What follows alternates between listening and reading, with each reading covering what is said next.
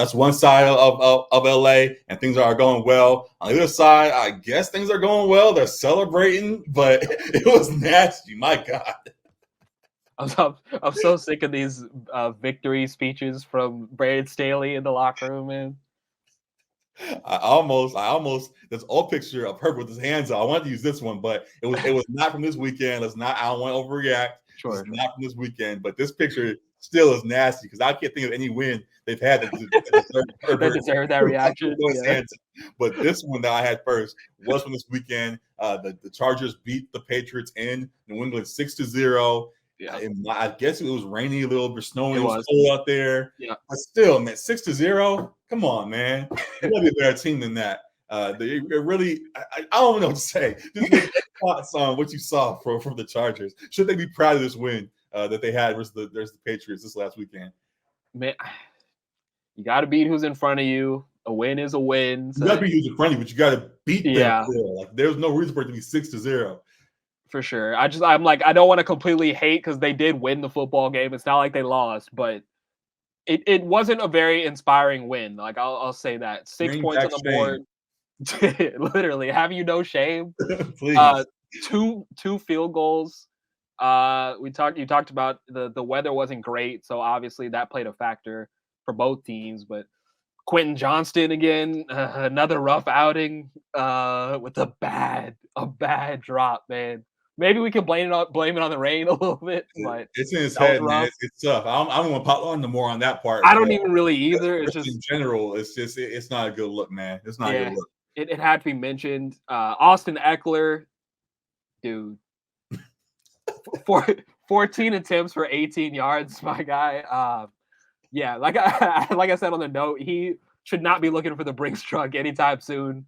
I understood him like trying to maximize, the output he had last year, but dude, the rushing efficiency is just not there for him. He's a good pass catcher, but on the other side, so the interesting thing with that is we've joked about Josh Kelly a lot this season, just behind the scenes, whatever, just watching the game, wherever the case may be. We talked about in the last discussion about Nakua stepping up to the plate and how that makes Cooper Kupp expendable. You see on the Chargers that Austin Eckler is not playing his best ball right now. Right. That should open up a door for Josh Kelly to be like, hey, if I step up and play right, I can be the lead guy for this team in the future. But he's not really taking control of that either. Like, they both are just a mess right now. So, they're doing literally just enough to get by. That can only last for so long. It worked versus the Patriots, who are the worst team in the league pretty much this season.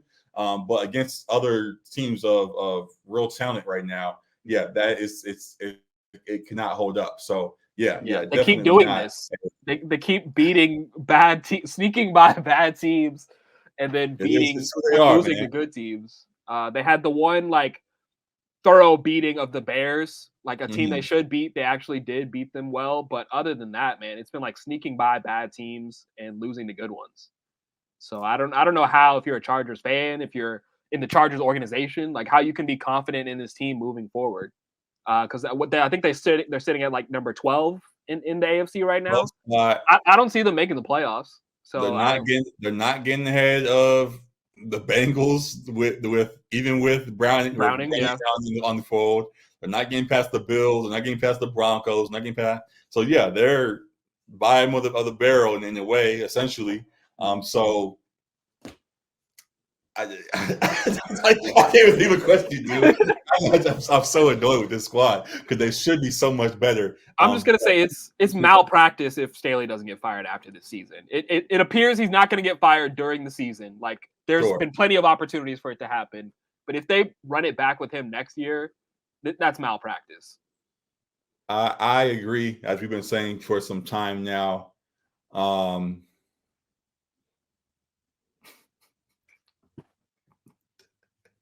Herbert's not going to get any flame from me. Like, Herbert's playing well. Like, the pieces around him just have not really been producing super well. The defense, the one bright spot I mentioned here, Khalil Mack, he tied his career high, season high for sacks with 15. They were kind of hyping that. The Chargers social team was hyping that post game because that was pretty much all you could hype. But the defense has been okay in spots. But I mean, come on, man. I guess as you talked about with the Rams about looking to the future and potential rebuilds and all of that, as you look at this team and you talked about how now as we acknowledge this season isn't over, but they're not going to continue to the playoffs at this point, so it is what it is. With them looking to the future, who of this core is expendable beyond Staley? As you look at who they start building around with a new coach and all that kind of stuff, who should they potentially pull the trigger on moving elsewhere as they want to build this thing back up going forward? Yeah, as far as the core, Eckler's got to be expendable. Unfortunately, like we see what he can provide pass catching, but between the tackles, not super efficient. Right. I think Mike Williams, honestly, I forget what his contract situation is. I feel like it might be up shortly. But I think Mike Williams, just with the constant like injury bug, you're not getting the production out of him simply because he's not on the field enough. Keenan Allen, I think, should probably stay.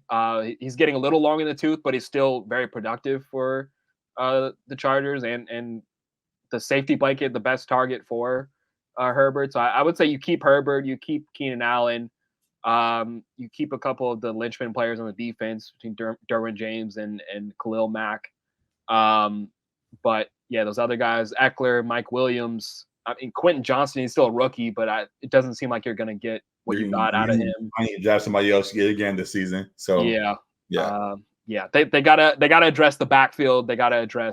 I think some post on Twitter. I'm in the Chargers community on Twitter, and so I put a picture in there. They did a fake mock draft. It was like every pick was a receiver. It was like Coleman and all these other receivers. Don't draft anything else. Just give us a bunch of receivers, and we'll figure out the rest. So we'll see what they can do to fix that. While we are in a way looking to the future and have someone written them off, as we said, we don't believe they're going to get ahead of any other teams in the AFC. They do play the Broncos. They aren't officially out of the playoffs just yet. They play the Broncos this upcoming week. Trying to find some positives. So we don't want to just pile on negatively. Trying to find a positive for right now. Is there any way still in the midst of what we see above them, while we don't believe they're going to get ahead, the Texans are falling with Tank Dell being hurt, though they didn't they win last week versus the Broncos? Yep. Yeah, they did. The Broncos did lose last week, obviously to them, only putting them a game ahead of the Chargers. So there technically is a way for them to do so. On a positive side, do you see any way for them to, steal one of them spots in at the bottom of the AFC playoff race? I gotta pull up their schedule again because I remember the back end of their schedule being pretty gnarly. There's still obviously a chance, as you said, like these teams that are on the bubble right now significantly ahead of them. They got the Broncos up next week, correct? Broncos next, then Raiders, then Bills, then Broncos again, and then the Chiefs. Right. So, like, I don't see them beating the Bills, the Chiefs, even with their struggles. I don't see them beating, and they probably split with the Broncos. Yeah, they could lose both, but they probably split. They're playing. They're playing the right teams to make a push. If they beat them teams somehow, that would push them ahead. Beating the Broncos twice somehow, right? Beating the Bills, who are ahead of them.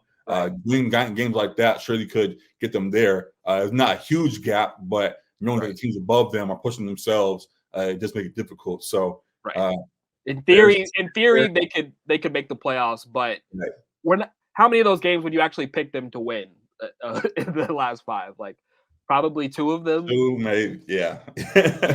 So we'll see how that plays out, man. Trying to find some positive with it. Fans can get in the comments and then be mad at us for our hate or how you describe it. So be it. We'll talk with y'all and try to find some positives. We're just looking at things as they are, and it is what it is right now. We'll see what's next for the Chargers, and hopefully they can prove us wrong and make a positive out of this season and continue to build this thing in the right direction, as we saw the potential of them doing as things were getting first in their way. So interesting things there. We'll continue to talk about it as things go along. That's a Chargers review. We'll see you in the comments. Make sure you follow the page and all of that. And thank y'all for tuning into that part.